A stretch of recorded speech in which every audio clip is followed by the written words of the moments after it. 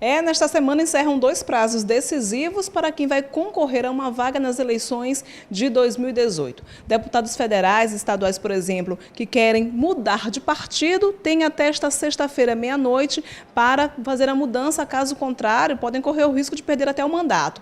Também termina já no sábado o prazo para quem vai concorrer a uma vaga nas eleições e precisa renunciar ao cargo. Sobre a mudança de partido, é aquilo que a gente chama de janela partidária. É o prazo que o Tribunal Superior Eleitoral dá para o candidato fazer a mudança do partido. Sobre este assunto, eu converso agora com Carlos Sérgio de Carvalho Barros, que é advogado eleitoral, especialista no assunto. Então, Carlos Sérgio, para você explicar melhor para o telespectador, o que significa essa janela partidária, que é um tempo decisivo para quem vai concorrer a uma vaga nas eleições em outubro?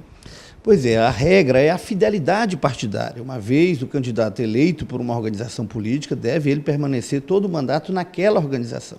Entretanto, devido à forte pressão política, a legislação em 2015 foi modificada para criar o que hoje nós chamamos de janela partidária, que é um prazo de 30 dias antes dos 6 meses que antecedem as eleições, na qual o parlamentar que esteja com o mandato findando pode sair daquele partido e se filiar a outro sem correr o risco de perder o mandato.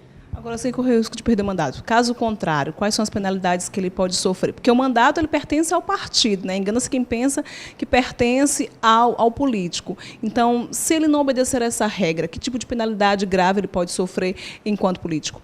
Pois é, caso ele saia num período que não é essa janela partidária e nem esteja incidido em outra situação que permita a sair do partido sem cometer uma falta grave, ele pode sim vir a sofrer uma ação judicial de perda de mandato eletivo, provocada pelo Ministério Público ou pelo suplente interessado.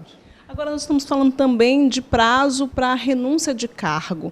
Esse tempo também é importante para quem vai, por exemplo, concorrer a uma vaga, governador que vai concorrer a presidente ou outro cargo, renunciar e entregar esse cargo?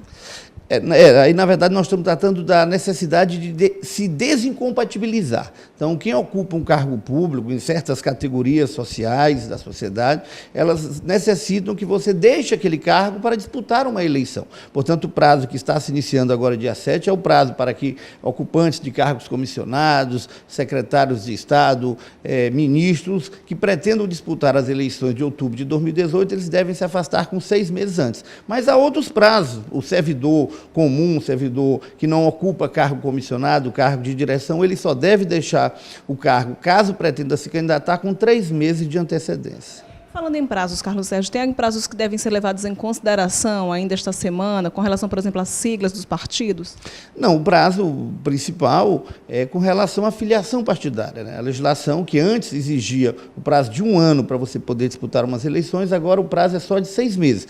Então, só poderá disputar as eleições quem estiver afiliado a um partido político com pelo menos 6 meses de antecedência da data do pleito. Agora, na sua concepção enquanto especialista, essa questão de mudança partidária, como é que você avalia todo esse cenário político já antecedendo aí as eleições de outubro? Pois é, então a legislação hoje permite essa janela partidária para acomodar, havia uma pressão muito grande, mas agora o parlamentar, o deputado estadual, o deputado federal, ele pode deixar o partido pela qual foi eleito e se filiar a outro sem correr risco de perder o mandato. O mesmo não acontece com os vereadores. O vereador não pode deixar o mandato agora, se deixar corre o risco de vir a perdê-lo por provocação do Ministério Público ou do suplente interessado, porque essa janela só é para os mandatos que estão findando, para aqueles que foram eleitos em 2014 e que pretendem disputar uma nova eleição em 2018. Carlos Sérgio, obrigada pelas informações. Aí nós conversamos agora com Carlos Sérgio de Carvalho Barros, ele que é advogado eleitoral e especialista no assunto. Milena Dutra, para a TV Assembleia.